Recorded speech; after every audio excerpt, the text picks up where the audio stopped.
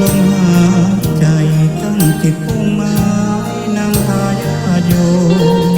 ทานศีลภาวนาสร้างสมตามรอยพระบรมโพธิสมภ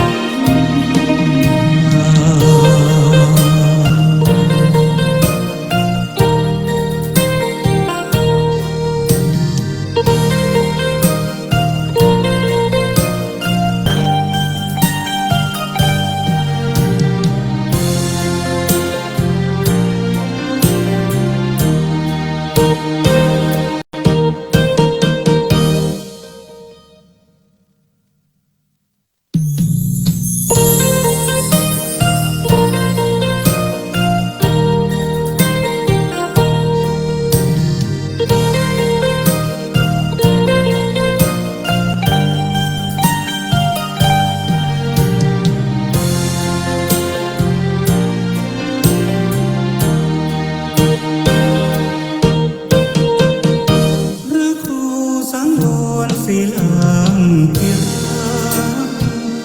ญาติโยมรู้จักเจ้าสำนักแห่งวัดสายมูตำบลแม่กำสันป่าตองที่เนื้อนาบุญ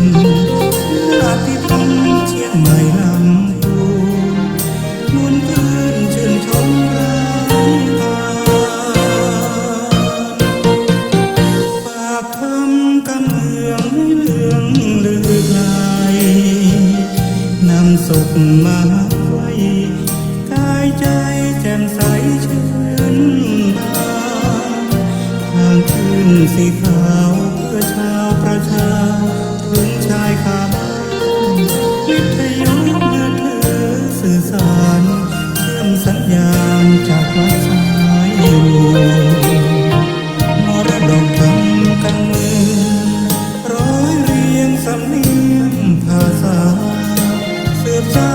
นตำนานนาอันทรงคุณค่าไม่เสื่อมสูญภูมิธรรมเก่าก่อนคติคำสอนอานิสงส์ผลบุญสติปัญญาเลื่อนภูช่วยหนุนบุญญาญาติโยมพระครูสังวรศีลังที่รักมั่นคงแน่นหนักในฐานะศิษย์พระโพธิ์ดมทุกลมหายใจตั้งจิตมุ่งหมายนำพายาโยมทานศีลภาวนาสร้างสมตามรอยพระบรมโพธิสมภ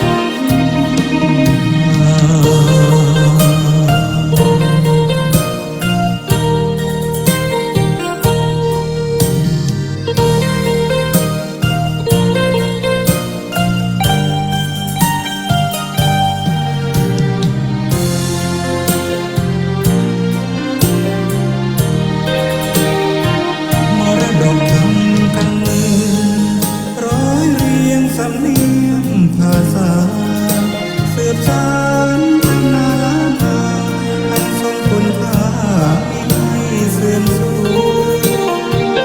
ภูมิธรรมเก่าก่อนคติคำสอนอานิสงส์ผลบุญ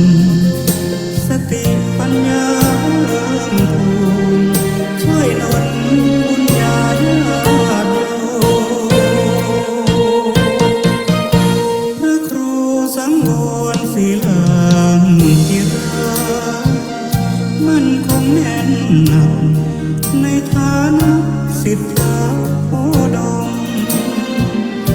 ทุกลมหายใจตั้งจิตมุ่งหมายนำพายาโยมทานศีลภาวนาสร้างสมตามรอยพระบรมโพธิสมภาร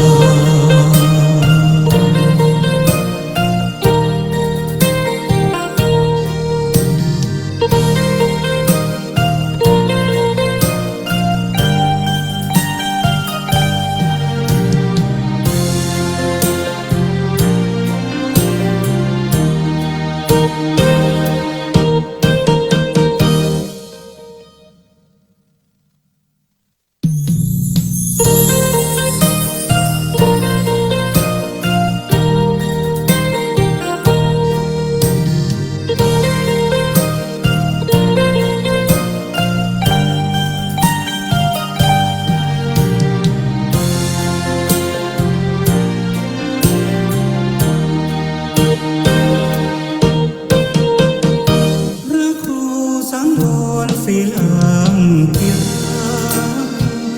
ญาติโยมรู้จักเจ้าสำนักแห่งวัดสายมูตำบลแม่คำสันป่าตองพินเนื้อนาบุญญาติธรรมเชียงใหม่ลำพูมวลคืนชื่นชมรายตาฝากทำกำเมืองให้เมืองลือไกลนำสุขมาไว้กายใจแจ่มใสชื่นบานทางขึ้นสีขาวเพื่อชาวประชาถึงชายคาบ้านวิทยุเมื่อเธอสื่อสารเชื่อมสัญญาณจากวัดสายมูมรดกทำกันมือร้อยเรียงสำเนียงภาษาสืบสานตำนานล้านนาอันทรงคุณค่าที่ไม่เสื่อมสูญภูมิธรรมเก่าก่อนคติคำสอนอานิสงส์ผลบุญสติปัญญาเพิ่มพูนช่วยหนุนบุญญาญาติโยมพระครูสังวรศิลาธิราชมั่นคงแน่นหนักในฐานะศิษย์ กราบนอบน้อมแด่พระรัตนตรัยอันมีพระพุทธเจ้าพระธรรมเจ้าพระสังฆเจ้าขอถวายความเคารพแด่พระเถรานุเถระพระสังฆาธิการพระสงฆ์องค์เนนจุตนจุองค์ขอเจริญพรกับคณะศรัทธาสาธุชนทุกท่านวันนี้กระผมอาตมาภาพพระครูสังวรศิราภิรักษ์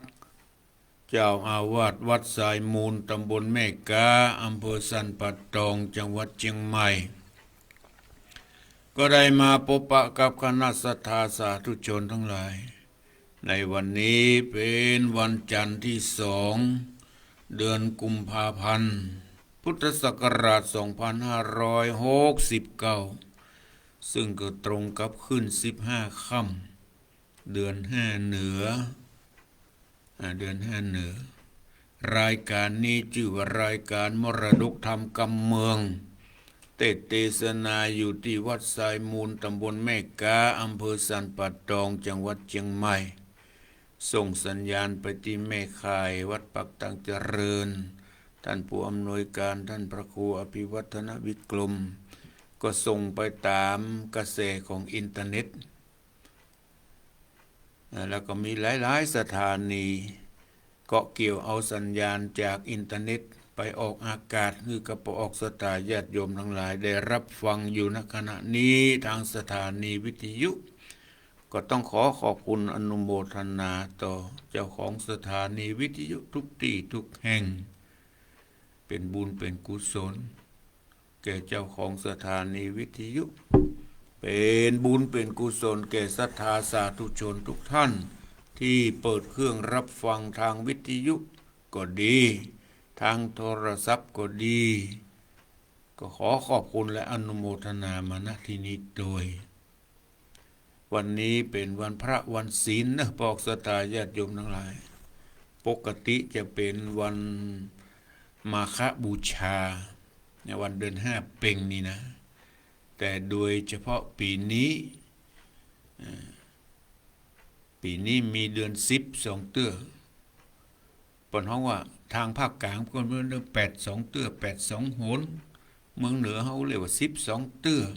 4 ปีจะมีครั้งหนึ่งบอกซะนะ4 ปีจะมีเดือนซ้ำกันแสดงว่าปีนี้ปีเมืองเฮานี่มี13 เดือนวันสำคัญก็เลื่อนกันไปวันมาฆบูชาแทนที่จะเป็นเดือน5เพ็งก็เลื่อนไปเป็นเดือน6เพ็งวันวิสาขบูชาปกติจะเป็นเดือน8เพ็งก็เลื่อนไปเดือน9เพ็งวันเข้าพรรษาจันทร์แทนที่จะเป็นเดือน10แรกก็เป็นเดือน10หลังเดือน10หลัง เดือน10จะมี2 ครั้งการเข้าพรรษาก็จะเป็นเดือน10หลังเดือน10ที่2หรือว่าเดือนภาคกลางเปิ้นเฮาว่าเดือน8หลังรายการนี้ชื่อว่ารายการมรดกธรรมกำเมืองได้นำเอาพระธรรมเทศนาจาดกมาเทศนาฮือเป็นประจำโดยเฉพาะในข่าวครั้งนี้ก็ได้นำเอาพระธรรมเทศนาจาดกเรื่องสุวรรณพรหมมาเทศนาคงค้างไว้มาจนถึงตอนที่10มาถึงตอนที่10แล้วสุวรรณพรหมในตอนที่8ที่เทศไปเมื่อวันจันทร์ที่แล้วหลังจากที่เจ้าวรกิตติกาไปอยู่กับพ่อพลฤาษีได้ห้ำได้เฮียนวิชาหลายอย่างหลายประการเมื่อได้อยู่กับพ่อพลฤาษีแล้วก็ได้จากพ่อพลฤาษีเพื่อจะได้ความรู้แล้วก็อยากจะปิกละปิกมาถึงกลางป่ากลางดงได้ทราบข่าวว่าพญาเจ้าเมืองปาราณสีประกาศว่าไผมีความสามารถจะกำจัดยักษ์ที่สั่งเอาเจ้าบ้านเจ้าเมืองไปกินพุทธเสียงเมืองจุปหมองนะคะเมืองจุปหมองปอแห้งพญาเจ้าเมืองอยากจะกำจัดยักษ์ตัวนี้ได้สัญญาไว้กินคนวันละ2 คนเมืองจุปอแห้งนะพอดีก็ประกาศภัยกำจัดยักษ์ตัวนี้ได้จะฮื้อครองบ้านครองเมืองจะฮื้อแผ่วลูกสาวพุ่นนะเจ้าวรกิตติกาได้ยินเข้าใส่ก็มีความสนใจอยากจะได้ของดีจากยักษ์นั้นยักษ์ตัวนั้นมันมีวีวิเศษวีไผปรารถนาสิ่งใดก็เอาใจวีนั้นปัดมาเจ้าวรกิตติกาก็มีความสนใจในกำจัดพญายักษ์เพราะได้เรียนวิชาจากพ่อพลฤาษีมาก็อยากจะทดลองวิชาที่ตนได้มีอยู่พร้อมกับอยากได้วีอยากได้ลูกสาวของพญาเจ้าเมืองตัว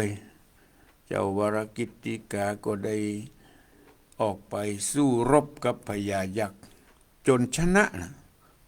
นะพญายักษ์ได้วีมาได้ลูกสาวพญาตลอดถึงเสนาอามาตย์ประจานาราชได้ส่งลูกสาวมาเป็นราชเทวีเป็นนางนาถสนมถึง500 คนแต่เจ้าวรกิตติกาก็บ่มีความสนอกสนใจในนางนาถสนมทั้งหลายทั้งปวงนางนาถสนมทั้งหลายก็บ่ได้สนใจก็เลยขอไปปฏิบัติศีลธรรมอยู่ในป่าดีกว่าเจ้าวรกิตติกาก็เดินทางเข้าป่าเข้าดงไปบ่ได้สนใจในอิทธินาลีต่างๆเพราะบ่ใจเป็นเนื้อนาบุญบ่ใจเป็นกู้ชีวิตเรื่องราวของวรกิตติกาจะเป็นอย่างไรนั้นก็ติดตามรับฟังในตอนต่อไปพวกศรัทธาญาติโยมทั้งหลายขอบคุณนะแม่จิรพันธ์โมโป้แม่สลินทิพย์บุญเลิศแม่เดินเพนทิมวางที่ทักทายมาช่วงแรกนี้ขอบคุณอนุโมทนาตัวลำดับต่อไปก็ขอได้ตั้งอกตั้งใจสดับรับฟังพระธรรมเทศนาสุวรรณพรหมตอนที่10เป็นลำดับต่อไปนะโมตัสสะภะคะวะโตอะระหะโตสัมมาสัมพุทธัสสะตะตาเอโกตาปะโสติสันทโวดุราสะปุริสะตั้งหลายตั้งยิ่งใจ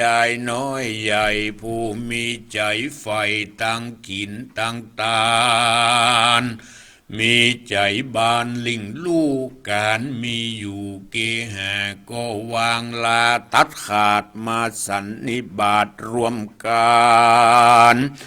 ย่อมือผันขับไว้นั่งอยู่ใกล้ฟังธรรมจุงดาจำฟังที่เอาเป็นตีสอนอกสอนใจดังเราจะไข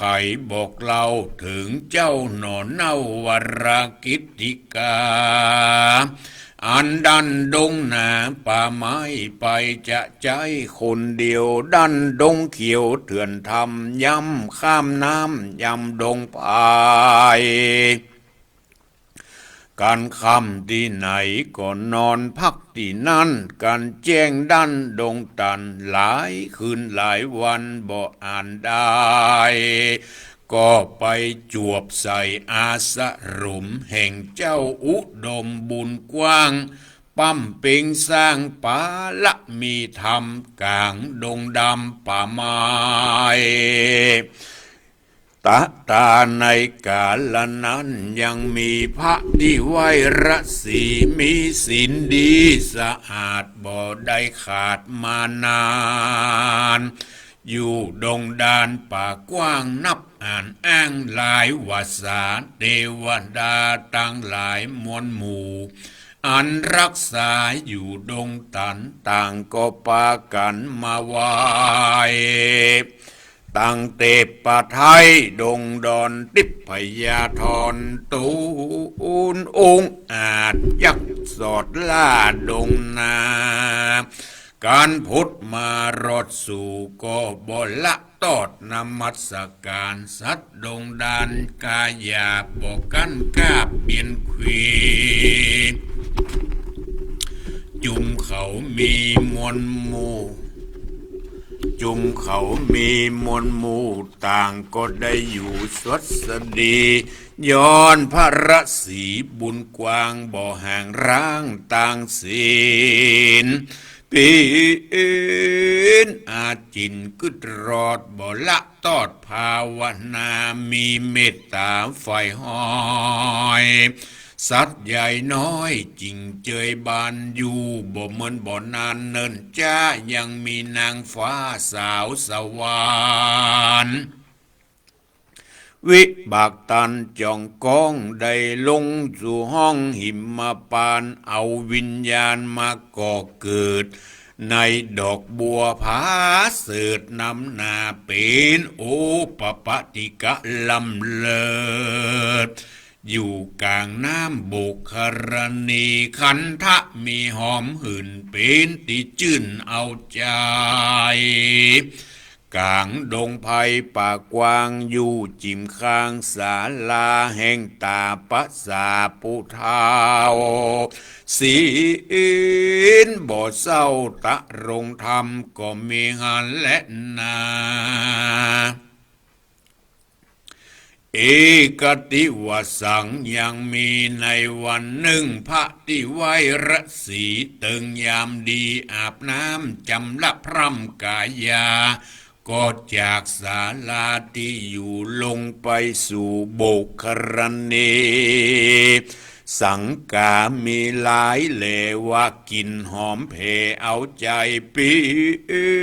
นดอกใดหอมหื่นสั่งมาหอมจื่นยินดีเจ้าระศีบุญจูก็เล็งดูจอดควายก็ไปหันใส่ดอกบัวใหญ่ดีงามพงบานจามกีบ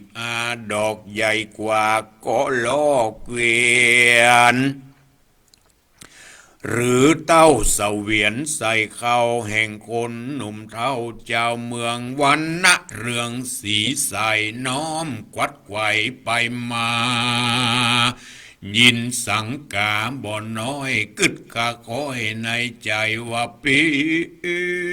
นฉันใดเป็นดังอี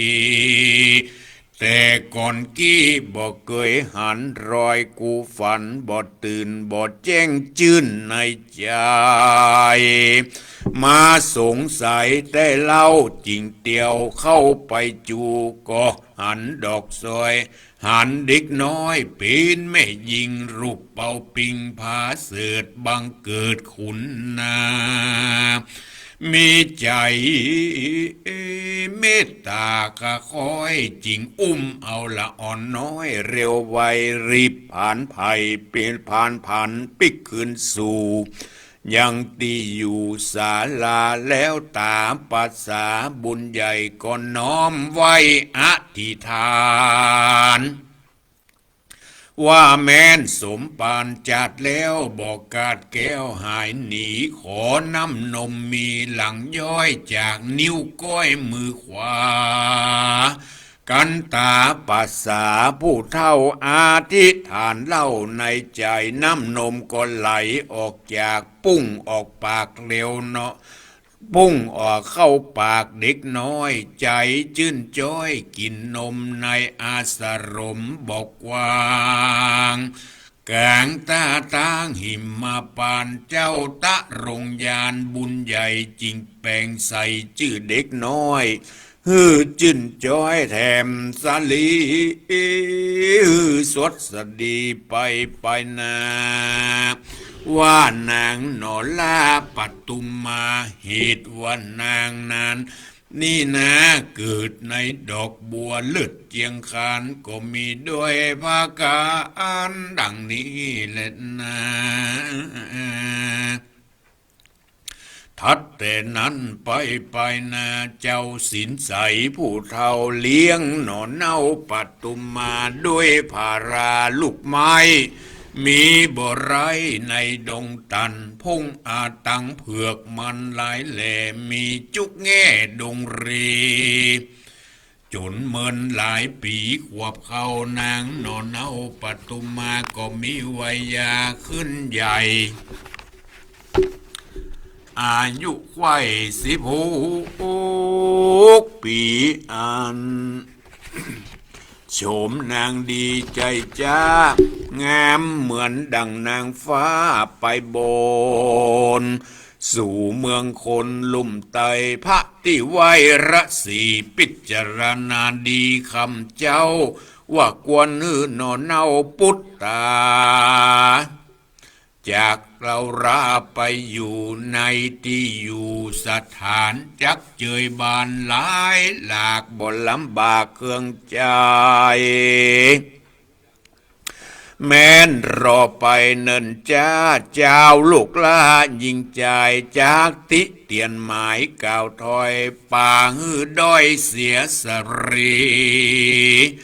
ว่าเจ้าสินดีผู้เฒ่าอยู่ป่าเศร้าดงดอนเอาสาวนอนรวมอยู่ในแก้วกูศาลาเหตุนี้นาอย่าจ้ากวนเรากวนเอาลูกล่าสายตาออกจากศาลาแก้วกูฮื้อไปอยู่นอกเขตเจ้าวิเศษสินสายการกึดใหญ่เมียนแล้วก็ออกไปแอวดูดีหันแจ้งที่แงมตาก็ยกมือสาขับไว้ยังติปะไทยเมืองบนก็บันดลไว้วาดเป็นภาษา3 ชั้นตั้งอยู่หั่นแต่ดิลีภายในมีเครื่องใจพร้อมเสียงควายจุกอันแล้วไข่ปันบอกเราฮื้อนางหนอนเน่าปัตุมาอยู่ที่แก้วกูหอจันก็มีหันและนาที่นี้จักวันนาจะเล่าถึงเจ้าหนอนเน่าวรกิติกาอันพระอันพรากอันจากปาลาติดต้องเข้าสู่ห้องดงตาลได้หลายคืนหลายวันลิงยิงล้ำดันเถื่อนถ้ำดงภัยกันคำที่ไหนก็ยังจอดการแจ้งรอดเตียวหนลัดภัยสนป่าไม้ดังกล่าวไว้หนลางเทวดาป่าเศร้าดุลใจเจ้านำต่างลัดดงขวางมาสู่ยังที่อยู่ปรสีเจ้าบุญมีน้อยนาด หันผาศาสตร์งามตากลางดงนาป่าไม้อยู่จิมใกล้โบกกรณีทัดนั้นยังมีศาลาแห่งตามภาษาผู้เฒ่าเจ้าหนอนเน่าบุญนายินสังกาแต่ใส่จิงเข้าไปใกล้เล็งดูก็หันบุญจูยอดสวยงามบ่อนน้อยปัตุมมาอยู่ในผาศาสตร์ผังกาส่วนนางน้อยนาดบุญนาหันใจมาต่างนาบ่อนเนินจ้าเร็วไวเข้าไปในลีซ่อนอยู่ในบ่อนผังกาเจ้าวรกิติกาหนอไทยเข้าไปจิ้มใกล้จะถามว่าดูรายิ่งรามนอนนาวฉันได้เจ้าหันคาลูบหลีกหน้าเร็วไวอยู่ไปในซอนลีตัวข้านี้มากายหลงดงภัยป่าเศร้าใครถามเจ้าสักกรรมสั่งใจดำลำตีเข้าซ่อนลีหายตาหรือนางบุญนานอลาหันตัวข้าเป็นคนบ่งามข้าใครถามกล่าวอู้ว่านางสั่งมาอยู่ดงนาหรือเจ้าเป็นเทวดาอยู่ฝากฟ้าหลงแหล่งล่าบุญจูมาอยู่ขออินดูตัวปี้อันจากที่มากายขอจากใครบอกกล่าวฮือหูข่าวตามมีเด็ดเตอที่นั้นนางปตุมมาน้อยอ่อนอันลีซ่อนอยู่ไปในฟังกำไขกล่าวถอยแห่งใจหนุ่มน้อยแดนกายมีหัวใจรักขอดปิยาตดจนตนใจย้อนเหมือนลายจัดแล้วสองนอกแก้วบุญนาเกยกระตำบุญมาร่วมซ้อนบุญจริงสนหากันนางไขปันโอกาสถามเจ้าน้อยนัดแดนกายว่าเจ้าเป็นไผที่ไหนต่างเตดอยู่ดาวขีดแดนใดเป็นยักษ์ดงไผ่กาหยาบจังกันกาบกินคนเป็นติปพยาธรตนหาดห้าวหรือเป็นเต้าอินพรมเป็นพญายมราชหรือเป็นขุดหนักตัวอัดหรือจะเป็นหนักนาการหนักน้ำอยู่เตือนทำกงกาขอใครจะกล่าวจี้ให้รู้ที่ตามรายเด็ดเตอเมื่อนั้นเจ้านอนเน่าวรกิติกาก็ไขขี้ยาบอกเล่าตั้งแต่เก้าถึงปลายด้วยปริยายบ่น้อยว่าดูรานางยอดซ้อยบุญมีปีนี้นาอยู่ปาราณสีแคว้นกว้างอยู่อ้างว่างเดียวดายนารีหลายมวลหมู่อันมีอยู่เวียงใจก็บ่เปิงใจนอนเนาดังกำบะเก่าจ้าไขว่ากันชอบใจตั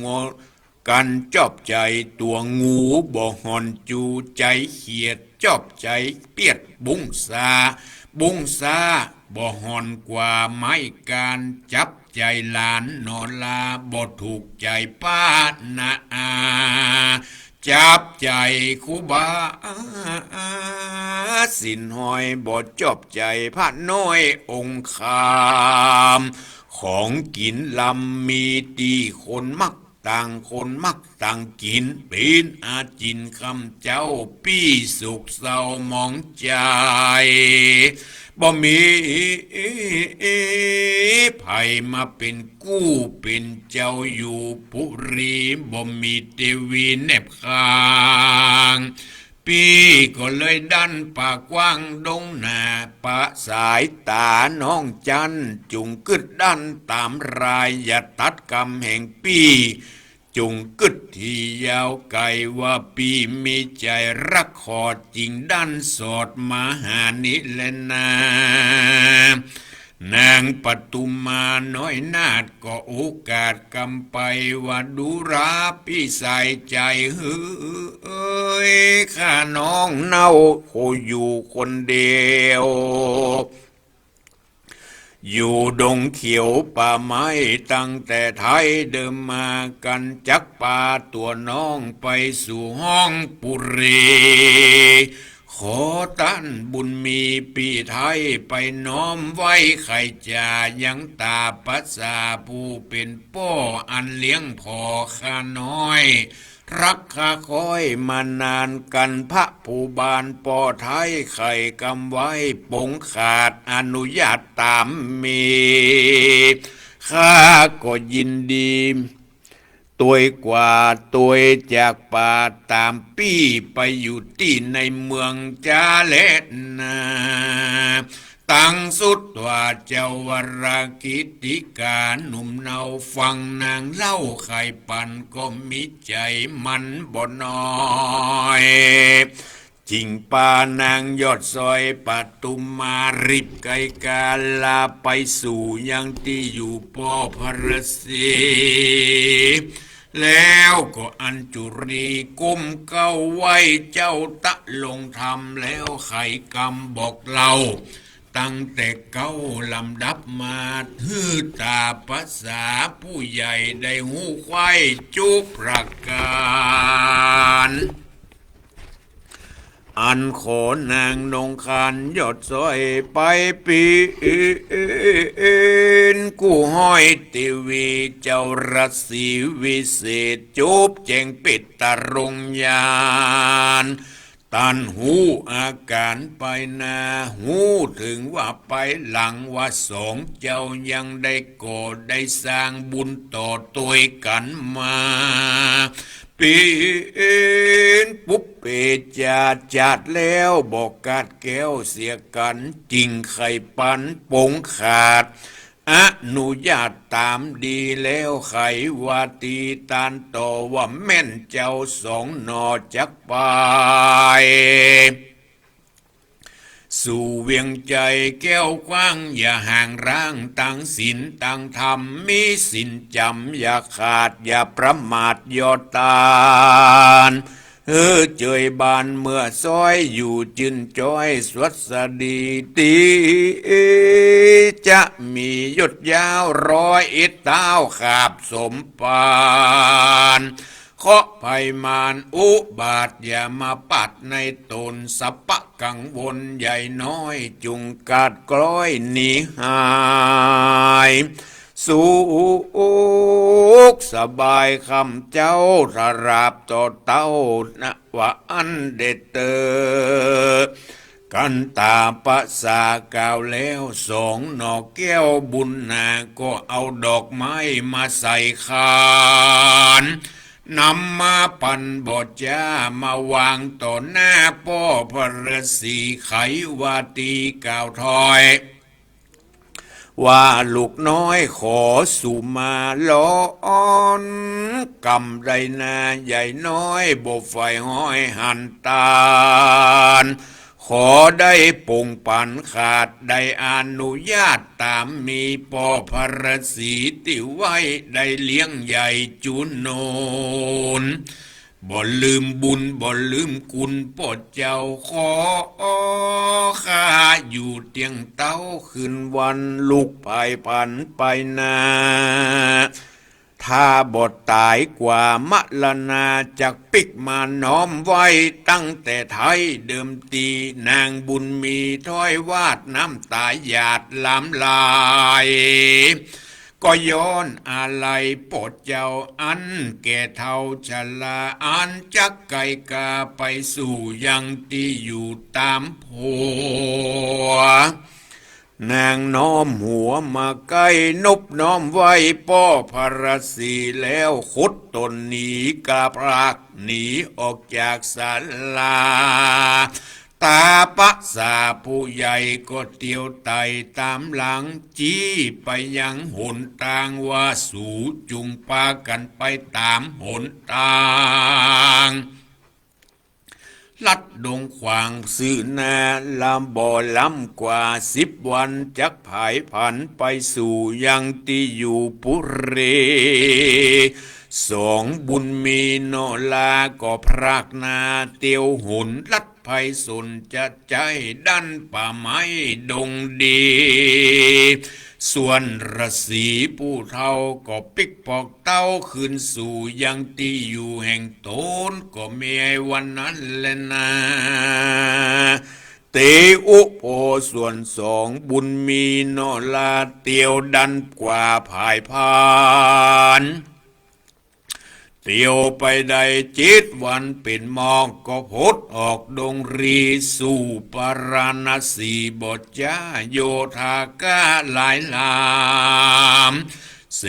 นายามมวลหมู่ปะจาอยู่ยังยายปากันมาถวายกรมเก่าส่วนเจ้าหนอนเน่าวรกิติกาก็ปานางปัตุมาน้อยนาดขึ้นภาษาทหอจันก็มีอันเล่นนาที่นี้จักจะเล่าถึงนางโนนเนาเทวีอันเป็นเต้าปุรีต่างดาวอันเป็นลูกเต้าต่างเมืองลูกโยธาเรืองนอนน้อยทวน500ตั้งหลายอันเขามาถวายไว้ก่อนเจ้าก็ละบ่อนปุรีแล้วได้หนีกาพรากนาไปสู่ป่าดงนาได้นางปตุมมาสาวน้อยงามซ้อยลอยบุญมีลูกสาวลูกละสีบุญกวางมาอยู่สร้างผารมอันนางสนมกินเก้าตั้งหนุ่มเท่าอ่านร้อยต่างเศร้าซ้อยเครื่องกาเขาก็มาจาไข่กาสุ่มหัวอยู่ยายญาติว่าเจ้ายศอาจผัวเราสั่งมามัวเมาใบบ้าไปเอานางป่าไหนมาจุมเรารามนหมู่ได้มาอยู่เป็นปีสั่งบ่ยินดีจินสู้มานอนสู่สักหนเขากังวลหลายหลากใจนั่นหากริษยาใจหนึ่งนั้นนาไข่ข้าอีนางป่าปตุมานางไข่ไก่ยาเก่าถอยมีบ่น้อยหลายประการว่าอีผีมารป่าไม้มันได้เต้าไทยมาเป็นผัวไข่บุบหัวล่ำหมอกไข่เอาหอกมาตั้งตามาสู่มาลู่สามีกาไปจากป่าลำบากเครื่องใจจักอยู่ในไปแน่อายภัยฟ้าประจากวนเรารามวลหมู่ไหวหน้าสู่คืนลางปิกไปหายังพ่อแม่จักดีแน่เป็นหมายแล้วนางตั้งหลายหนอน้อยทวน500 ปี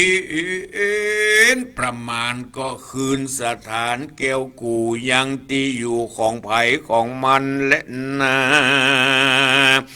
ที่นั่นจุมเต้าราชต่างเมืองอามัดเรื่องนุ่มเทาสีนาเก้าต่างตา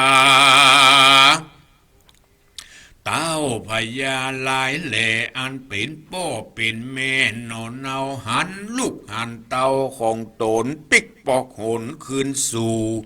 ยังตีอยู่เกหายินสังกาบ่น้อยจริงกล่าวถ้อยจะถามปีนกำงามไข่หูว่าเจ้าไปอยู่เมืองปรณสีไปเป็นเทวีเต้าเจ้าได้อยู่เตียงเต้าเจยบานมีปริวารแวดล้อมเห็นแห่อมเอาใจพื้นขัวใบแผ่นผ้า ต่างเครื่องงาอลังการซ้อยสังวานมุกมาดธรรมรงอาจหลายลามเครื่องควงงามพร่ำพร้อมเป็นติยมเอาใจอยู่เวียงใจใหญ่กว้างบ่ไฟอ้างเครื่องขี่เสียงดนตรีปริพราดดังบอกขาดยามวันลุกจอมขวัญนอนเนาสั่งหมายหน้าสั่งหมายหน้าปิกขึ้นมาอันจาที่นั่นนางโสภาโนเนาก็บอกเล่าไข่ปันฮือเก็บพ่อเก็บแม่ของไอของมันมวลหมู่ได้พำรู้ตามมีว่าลูกอยู่ปุรีนั้นใส่จุ่มสาวใจก็เอาใจพื้นขัวใบพร่ำพร้อมดนตรีก้อมขึ้นก่อมขึ้นวันบ่ม่วนบ่งานสักหยาดป่าไม่มาดเครื่องกีของกินมีบ่ไรกินบ่ได้กายคอพอดูห่อภาษาใสว่าวาดเจียงคานหาความสำราญบ่ได้เหตุเต้าไทยปุรีบ่ยินดีร่วมห้องบ่หูข้องอันใดเต้าหอใจยศใหญ่บ่มักไฟถามหาหนีจากปาราไปแน่บ่เนินจ้าปีปายจริงผ่านพายปิกขึ้นมาสู่ยังที่อยู่ปาราเอาแม่ยิงมาตัวกว่าเป็นคนป่าดงดอนเอามานอนแนบคางร่วมอยู่สร้างปุเรลูกยิงหนีเจียนจากลาลาภาคปิกขึ้นมานางโสภาหนอน้อยทวน500นางนาดต่างถ้อยวาดไขจ๋าฮือเก็บพ่อเก็บแม่ได้รู้ความในก็มีอันเล็ดนาตะตาในกาลนั้นจุมเต้าเจ้าพญาตั้งศีนาอามาตย์และเต้าราชปุรี101หัวเมืองมีมวลหมู่อันฮือลูกมาอยู่รวมปาราเป็นใจยารวมซ่อนอยู่ในบ่อนปุรีได้ฟังบุญมีลูกเต้ามาบอกเล่าไข่ปั่นเขาโอ้ก็ปากันบอดจ้าป่าลูกล่าตั้งหมู่เข้ามาสู่เมืองหลวงเต็มหอควงภาษาทแห่งตาราชปาราณสีก็มีโดยภาการดังกล่าวมานี่แหละนะนิติตังขียาสังวันนาวิเศษจะห้องเหตุยังสุวรรณพมมาผูกทวน10ก็บังคมสมเร็จเดชปฐมเทศนาเรื่องสุวรรณพมมาตอนที่10ที่อาตมาได้เทศนาไปในทำนองแบบปืนเมืองเหนือก็จบลงไปที่จบลงไปก็เพราะจะสรุปใจความโดยย่อๆหลังจากที่เจ้าวรกิตติกาได้ต่อสู้กับพญายักษ์ได้ชนะในการสู้พญาพมทัตผู้ที่ได้มอบหมายบ้านเมืองฮื้อครองพร้อมได้ยกลูกสาวที่พญาพมทัตมอบฮื้อบ่เต้าแต่นั้นได้มอบทรัพย์สินเงินทองแต่บรรดาศักดิ์ต่างๆมอบฮื้อบ่เต้าแต่นั้นหัวเมืองต่างๆตลอดถึงลูกของเสนาอามาตย์ที่เป็นสาวก็เข้ายอมถวายตัวมาเป็นนางนาสนมอีกแล้วนางนาสนมรวมกันแล้วเป็น500คนนะเป็น500มายินดีมอบตัวมอบตนฮือเป็นราชเทวีเป็นนางนาสนมฮือแก่เจ้าวรกิตติกา เจ้าวรกิติกาบอกให้สนอกสนใจในนารีเหล่านั้นเพราะบัดใจเป็นเนื้อนาบุญบัดใจเป็นคนร่วมชีวิตบ่เคยร่วมทำบุญด้วยกันมาก่อนในจัดก่อนนี่ก็เลยเข้าป่าเข้าดงไปแสวงหาธรรมหาศีลหาธรรมหาคู่ครองที่เป็นคู่ชีวิตที่แท้จริงอีกเลยไม่ได้สนใจในนารีทั้งหลายทีนี้ขอกล่าวถึงพ่อพระฤาษีแห่งตนหนึ่งที่ปฏิบัติศีลธรรมอยู่ในป่าในดงพ่อพระฤาษีก็ปฏิบัติศีลธรรมเกิดวันหนึ่งพ่อพระฤาษีก็ไปอาบน้ำไปหั่นใส่ดอกบัวดอกหนึ่งโอ้ใหญ่เต้าเสวียนใหญ่แตะใหญ่ว่าบะเกยหันและก็หอมตัวดอกบัวนั้นพระโพธิฤาษีก็เลยส่งใส่เข้าไปพอโอ้ไปหันละอ่อนนอนอยู่ในดอกบัวนั้นนี่ลักษณะนี้เปิ้นฮ้องว่าผู้มีบุญมาเกิดเปิ้นฮ้องว่าในหลักเปิ้นว่าโอปปาติกะเกิดพุทธขึ้นการเกิดพุทธขึ้นเนี่ยมันมีลักษณะมีลักษณ์ของเปิ้นเป็นผู้มีบุญญาปารมีผู้มีบุญเท่านั้นที่จะโอปปาติกานี่นะการเกิดพุทธขึ้นโดยแบบต้องใจพ่อใจแม่โดยอาศัยบุญญาปารมีแรงกรรมดีที่ได้ทำไว้เช่นเทพบุตรเทวดาผู้มีบุญญาปารมีถึงจะเกิดมาเป็นโอปปาติกะพ่อพระฤาษีก็ไปหั่นเข้าใส่โกอินก็ไปอุ้มเอามาละอ่อนยังน้อยอยู่เนี่ยพ่อพระฤาษีเปิ้นก็อธิษฐานถ้าเด็กคนนี้มีบุญญาปารมีขอให้น้ำนมนี้พุ่งออกจากนิ้วมือของพ่อพระฤาษีโดยบุญญาปารมีของพ่อพระฤาษีก็ตามของกุมารน้อยนั่นก็ตามโอ้น้ำนมพุ่งออกจากนิ้วมือของพ่อพระฤาษีเอามาเลี้ยงดูกุมารน้อยผู้นั้นซึ่งเป็นแม่หญิงตัวต่อมาพ่อพระฤาษีก็ใส่ชื่อกุมารน้อยที่เกิดจากดอกบัวก็เลยตั้งชื่อว่าปทุมมาปทุมมาก็คือดอกเมื่อปทุมมาใหญ่โตขึ้นมาก็เลี้ยงดูกันด้วยผลหมากรากไม้ใหญ่มาพอสมควรพ่อพระฤาษีเพิ่นก็คิดว่าโอ้ละอ่อนคนนี้เป็นแม่หญิงจะมาอยู่กับพ่อพระฤาษีก็บางไข่งามตากับคนที่มาพบเข้าใส่พ่อพระฤาษีอธิษฐานก็เทพบุตรเทวดาที่อยู่เบื้องบนขอได้ดลบันดาลให้แปลงห่อผ้าสาดให้แก่นางคนนี้ก็พ่อพระฤาษีเพิ่นก็สมดังความมุ่งมา่ปรารถนานางปทุมมาก็ได้อยู่ผ้าสาดถึง3 จันทร์ฮื้อแก่นางทีนี้นางก็ได้อยู่ผ้าสาด3 จันทร์ทีนี้ขอกล่าวถึงเจ้าวรกิติกาที่เดินทางอยู่กลางป่ากลางดงที่มีนางนาสนมมาถึง500 คนก็บัดสนอกสนใจก็หนีเข้าป่าเข้าดง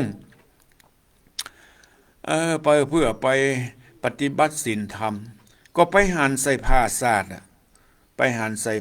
าดที่เบื้องบนเปิ้นเนรมิตฮื้อแก่นางปทุมมาเจ้าวรกิติกาก็ไปหั่นใส่ผ้าสาดก็เตียวเข้าไปตอนแรกนางปทุมมาหั่นก็ลบซ่อนเจ้าวรกิติกาก็หั่นแล้วก็ถูกต้องเนื้อต้องตาว่านางคนนี้โอ้เคยเหมือนกับเคยได้ร่วมกินร่วมทานกันมาชาติก่อนถึง2ก็ได้มามาจากัน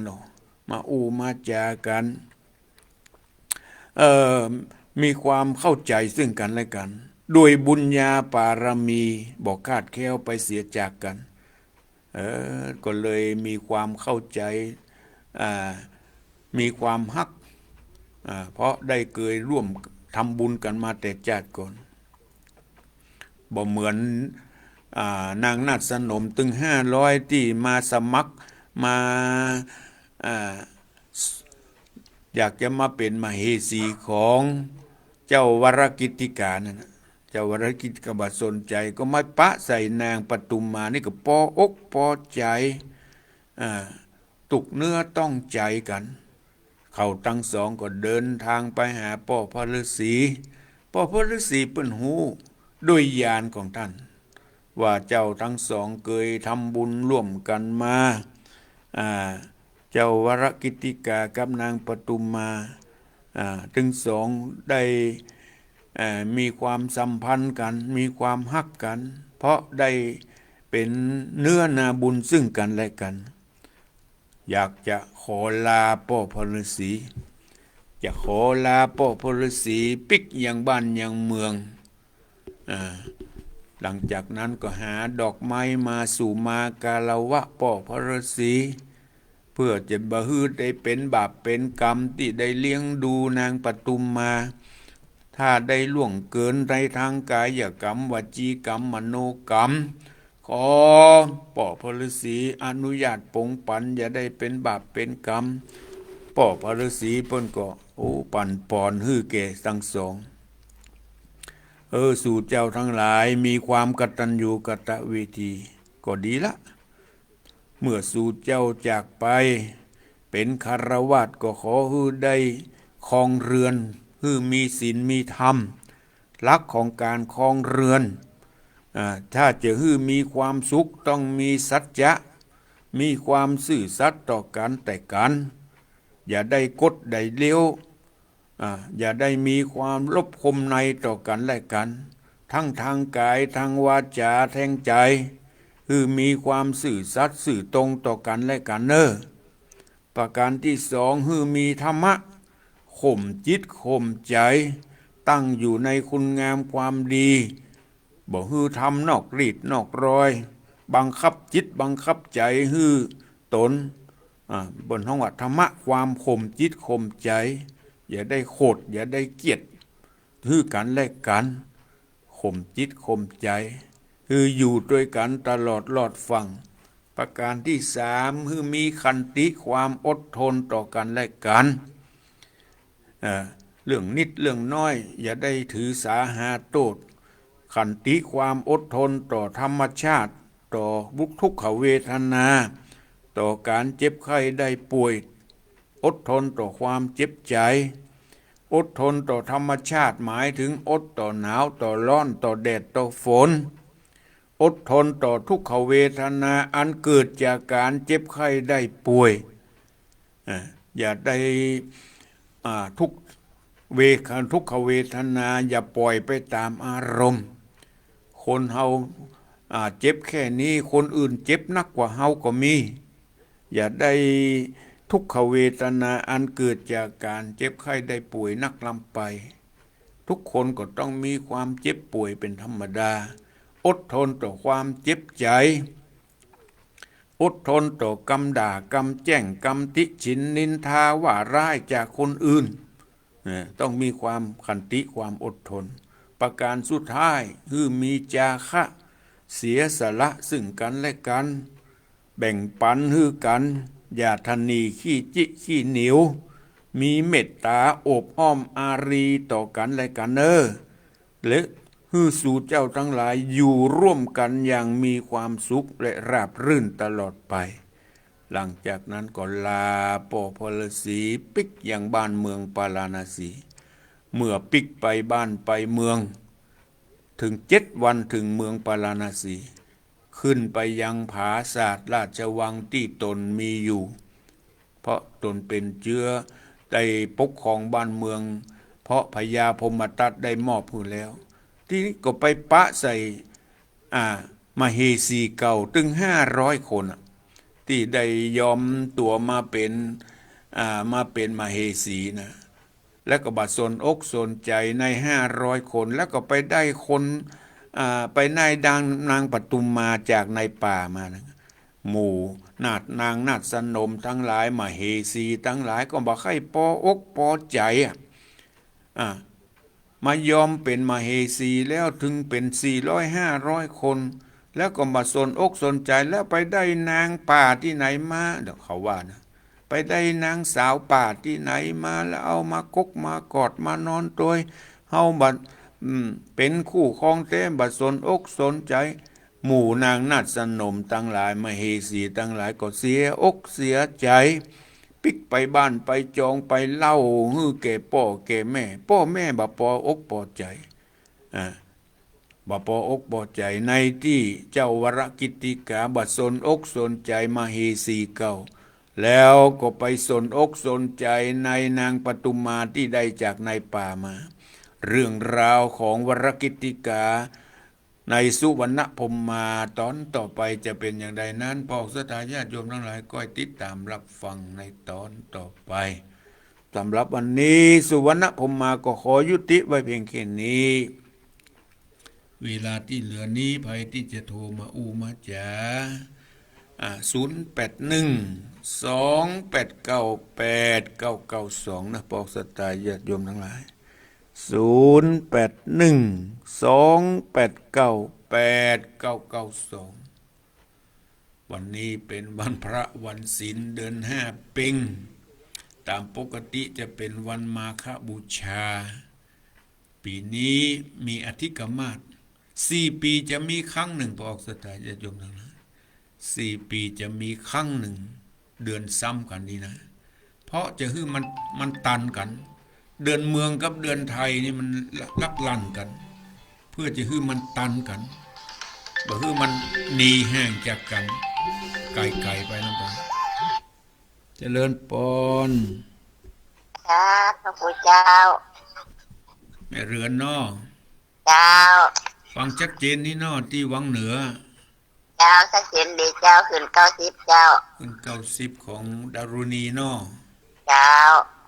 ขอบคุณแม่เรือนเนอเจ้าให้กำลังใจเนอเช่นเดียวกันบุญรักษา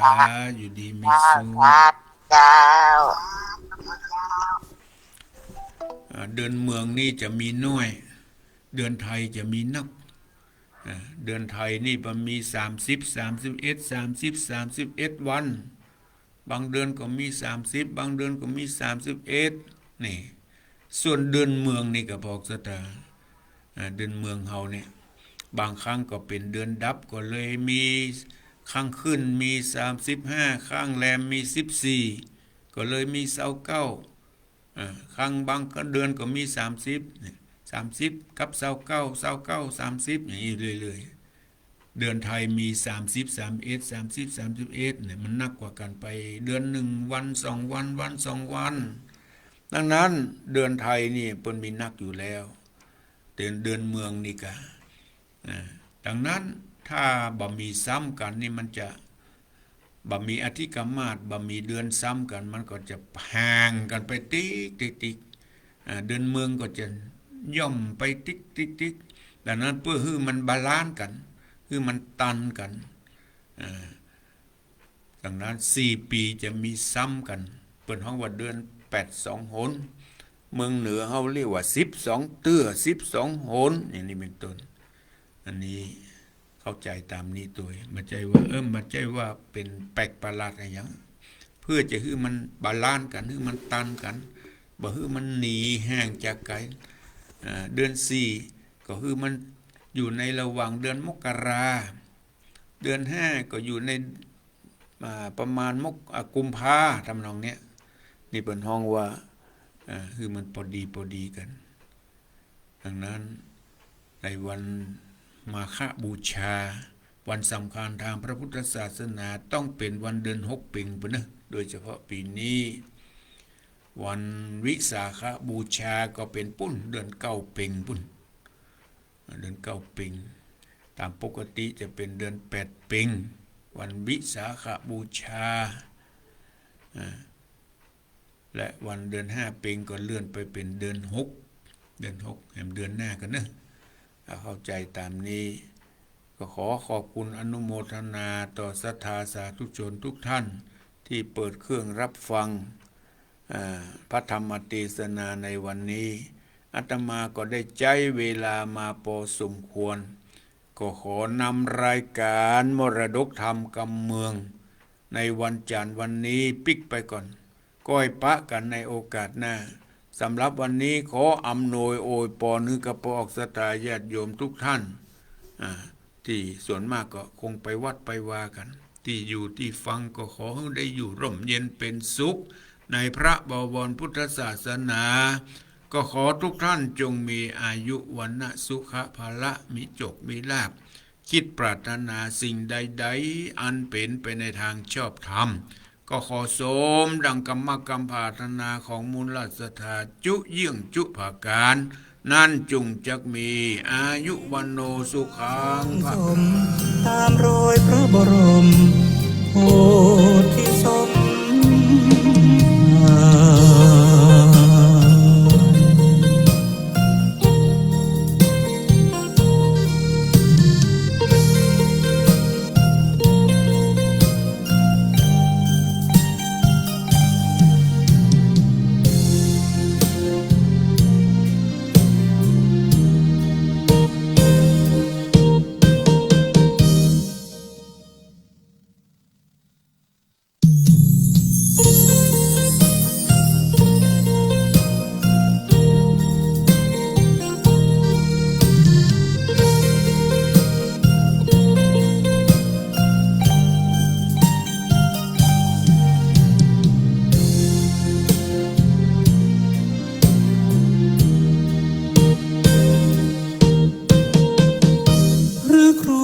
สังวรศีลังกิรา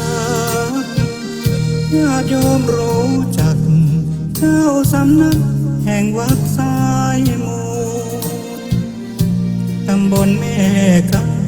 สันป่าตองทินเนื้อนาบุญ